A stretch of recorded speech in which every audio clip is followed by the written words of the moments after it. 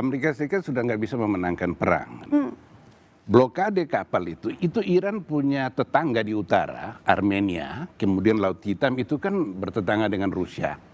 Itu makanan bisa karena Rusia berkepentingan untuk menjaga eksistensi rezim Mullah Iran. Karena dia adalah buffer zone untuk menjaga pengaruh Rusia di Asia Tengah. Sehingga kalau regime change terjadi di Iran, maka pengaruh Rusia di Asia Tengah itu akan lenyap. Amerika Serikat akan berpengaruh di Asia Tengah itu, dan proyek infrastruktur global dari Cina ke Timur Tengah ke Afrika harus melalui Iran. Oleh karena itu Cina berkepentingan juga untuk menjaga rezim ini terus berada di sini, harus terus eksis. Nah, Trump ingin keluar, tetapi di pihak lain, di dalam negeri Amerika Serikat itu ada lobby Yahudi yang sangat kuat. Kaum komunitas evangelis itu juga percaya bahwa eksistensi Israel terkait dengan agama. Bahwa Yesus akan datang, nubuah Yesus akan datang ketika Israel memenangkan. Israel telah menjadi satu negara yang damai, menang, lalu Yesus turun yang kedua. Dan itu basis dukungan Trump di Amerika Serikat itu kaum evangelis dan lobby Yahudi itu. Dan Israel berkepentingan untuk perang ini dilanjutkan. Nah, Trump akan kalah telak kalau dia menghentikan perang sebelum Iran kalah. Tapi Iran tidak bisa kalah dalam soal ini. Nah, sehingga dilematis bagi Israel. Israel sudah semua tujuan perang Israel itu gagal di Timur Tengah.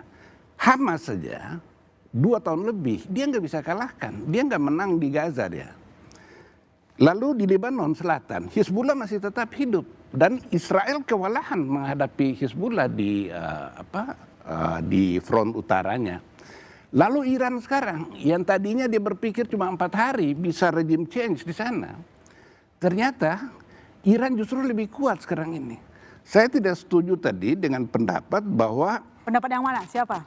Pendapat yang bahwa kekuatan Iran itu karena kekuatan itu tidak bisa diukur dari hard power aja. Kekuatan senjatanya. Itu memang Amerika Serikat kuat.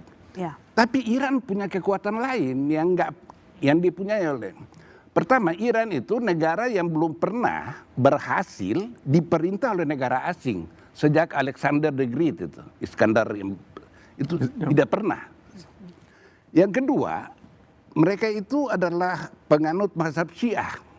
Mereka memuja mati syahid, martyrdom itu. Kematian syahid itu dipuja oleh orang Syiah. Nah, kesalahan Trump itu dia membunuh Ali Khamenei itu. Ali Khamenei bukan tidak tahu bahwa dia akan dibunuh.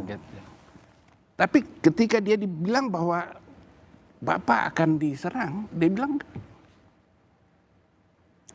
dengan membunuh Trump senang Ali Khamenei dibunuh. Tapi justru dengan kematian Ali Khamenei itu roh pemujaan terhadap mati syahid itu di Iran bangkit seluruhnya, oposisi hilang. Sekarang Iran itu dipersatukan oleh kebudayaannya. Jadi resiliensi satu negara itu bukan diukur dengan kekuatan hard power, kekuatan militer aja, tapi kekuatan sejarahnya dia punya, kekuatan kebudayaannya dia punya, kekuatan geografinya dia punya. Kemudian dia mempunyai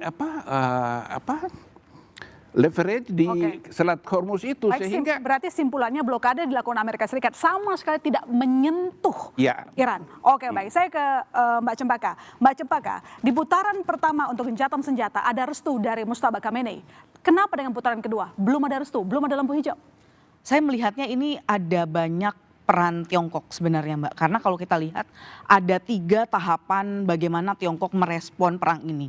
Pada awal dari 28 Februari hingga Maret itu tidak ada statement apapun di media maupun dari Menteri Luar Negeri. Tiongkok maksud saya dalam konteks menanggapi perang ini meskipun ditanyakan oleh media dan lain sebagainya. Namun pada saat masuk ke gencatan senjata yang pertama itu ada statement dari Wang Yi, dari Kemlu, terutama juga ada ketika Pakistan ke Tiongkok begitu ya, dan sampai mengeluarkan statement bersama, dan itu pun tidak menyentuh Amerika Serikat tapi hanya bicara bahwa terkait dengan konsep peace.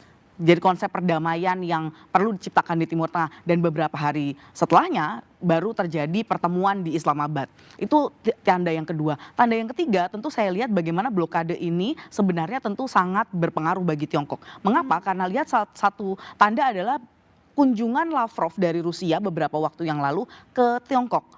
Dan di situ didiskusikan, dinyatakan bahwa memang ada diskusi terkait dengan kondisi antara Iran dan Amerika Serikat.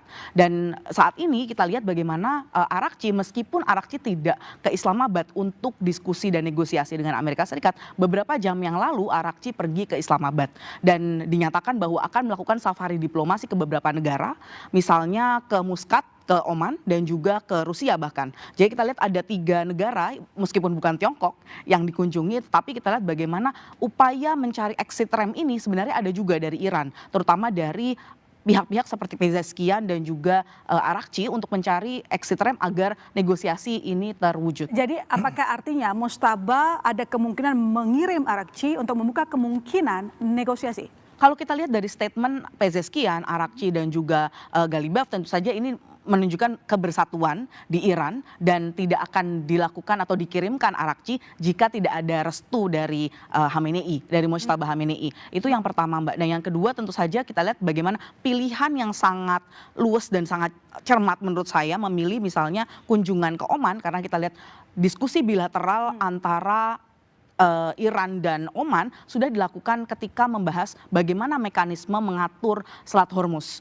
Dan ini kunjungan kembali ke Oman ini menunjukkan adanya keseriusan untuk melihat bagaimana tawar-menawar dalam konteks Selat Hormuz. Apakah memang jika misalnya blokade Amerika Serikat ini nanti dicabut, dan bagaimana selanjutnya pengelolaan Selat Hormuz itu? Oke, baik, saya ke Pak Muradi. Jadi kira-kira apakah memang saat ini kan lagi ramai soal isu perpecahan di dalam, tetapi apakah menurut Anda bahwa sebenarnya Mujtaba sedang mengirim Arakci untuk membuka peluang negosiasi? Ya, tadi yang saya di awal saya sampaikan bahwa diplomasi pihak ketiga itu penting ya. Sampai hari ini kan memang opsinya baru China. Ya, baru kemudian memang ada beberapa usulan kemudian misalnya yang sudah dari awal bisa Oman, kemudian Turki dan seterusnya gitu. Tapi saya menangkap begini, kalaupun kemudian itu dilakukan, saya sih merasa bahwa situasi ini nggak akan mengubah apapun. Karena sinyal itu harus kemudian ada 2 syarat. Syarat pertama adalah mengendurkan blokade Amerika Serikat di Selat Hormuz. Yang kedua adalah bagaimana kemudian mereka bisa diyakinkan bahwa ketika itu dilakukan, maka mereka tuntutan mereka yang 3 itu yang oleh Iran sampaikan itu bisa kemudian mereka diskusikan. Nah, beberapa media sebenarnya kan sempat juga menyampaikan bahwa Trump menyetujui apa yang diminta oleh Iran, tapi belakangan kemudian dibantah lagi. Artinya apa? Sebenarnya secara prinsipil ini hanya untuk buying time saja. Buying time, situasi yang kemudian sama-sama pada akhirnya membuat posisi Trump, kalau dia kemudian sampaikan, saya nyebut misalnya katakanlah 1-2 bulan ke depan ya, begitu kemudian terjadi dinamika yang kemudian tidak bisa dikendalikan oleh Trump, maka saya kira situasinya justru kemudian dia tidak hanya kemudian kalah secara sewor dalam konteks Amerika Serikat di Timur Tengah, tapi juga dia memiliki